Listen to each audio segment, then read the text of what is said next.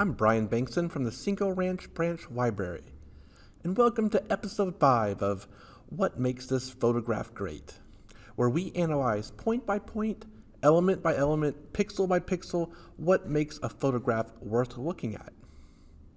Each episode I choose a master photographer and focus on a particular photograph from their repertoire that I really dig. Today we're going to look at Texas photographer Keith Carter. Keith was born in 1948 in Madison, Wisconsin, but his family moved to Beaumont, Texas when he was 3 years old. His father left when he was 6 years old, and his mother worked as a professional children's portrait photographer. After earning a business degree from Lamar University in Beaumont, Keith started working as a professional photographer as well as developing an interest in fine art photography.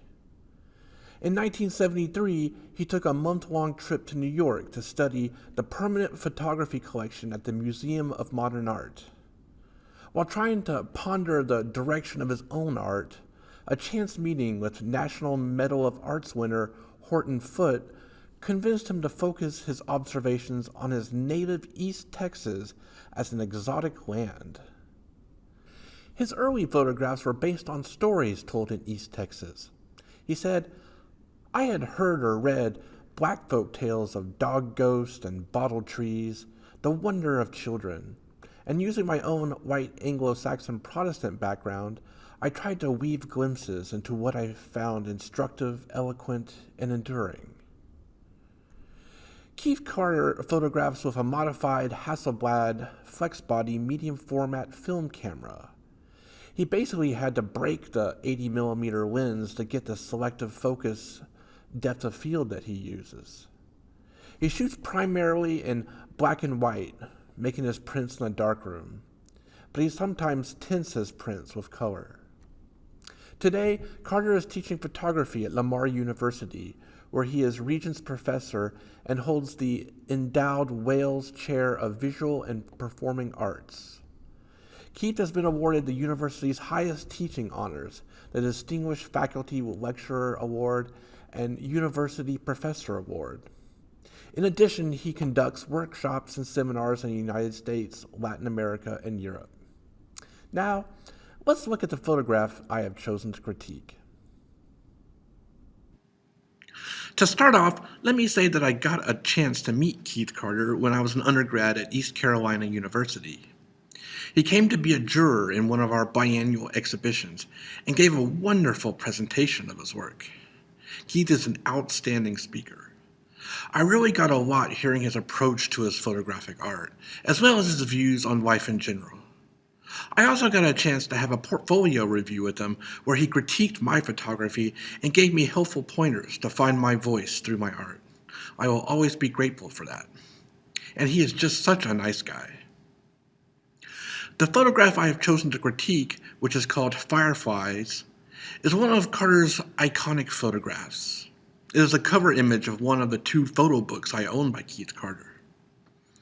Compositionally, it may seem that the subjects are centered in the frame, but I think the real subject of the photograph is the jar containing the fireflies, which is in the upper third of the image frame. Now, we're not used to seeing a photograph with a square aspect, with the exception of Instagram. But this is the aspect ratio of the medium format film he uses, and I think the square lends itself very nicely to what Carter is trying to accomplish with this photograph. The photograph depicts 2 boys gazing into a jar where they have presumably caught some fireflies. Although it is a common enough scene, the use of selective focus gives it a sense of otherworldliness. I believe in a previous video I talked about pictorialism, but let's review. The pictorialist movement started in the late 1800s when photography was still new. It was an attempt to have photography accepted as an art form. The practitioners of pictorialism, which included photographers like Alfred Stieglitz and Edward Steichen, rebelled against the idea that photography couldn't be an art because it was too real. So they used techniques like soft or selective focus, motion blur, and printing techniques such as toning to make their photographs look more painterly. Here's some examples of pictorialism from the late 1800s and early 20th century.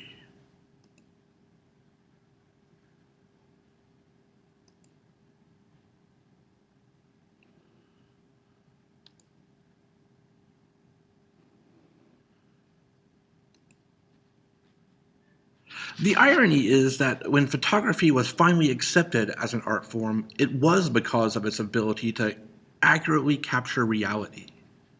Pictorialism would be considered by many to be a relic from pre-modernist times. So what does it mean for Keith Carter to be doing pictorialism in the postmodern era? That's a legitimate question.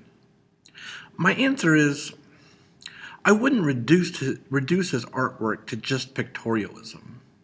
Sure, he uses a lot of the tropes of pictorialism in his work, such as soft or selective focus. His photographs are indeed very painterly, but I think he does more than that. When I first learned of Keith Carter, my first question was, what could there be interesting to photograph in Beaumont, Texas? I've been to Beaumont. I've never wanted to stop and take pictures. Most photographers travel to exotic places to take pictures. No one goes to Beaumont. But that isn't to say that even the most mundane places aren't steeped with tradition, culture, and mythos. His images resonate with references to mythology and fairy tales, Southern folklore, and religion. Explaining his artistic development, Carter once said, "I come out of a documentary tradition, but after a while I wanted to put my own stamp on things. It became clear to me that the subject matter I really cared about had to do with a sense of place, of geography, of the animal world, of the spiritual world, and the elements of theology and folklore." His photographs often look like fairy tale lands of magic and whimsy. I think what makes them so wonderful is the fact that they were taken in Beaumont, Texas. It's easy to make an exotic locale look like a fairy tale land. To do that in East Texas, that takes real magic. Thank you for watching this edition of What Makes This Photograph Great. We do have a photo book by Keith Carter to check out. It's called From Uncertain to Blue. You can check it out from any of our Fort Bend County Library branches. For the next episode of What Makes This Photograph Great, we will look at American portrait photographer Philip Houseman and his iconic jump portrait of painter Salvador Dali, which features, among other things, 3 cats flying through the air. Until next time, keep shooting.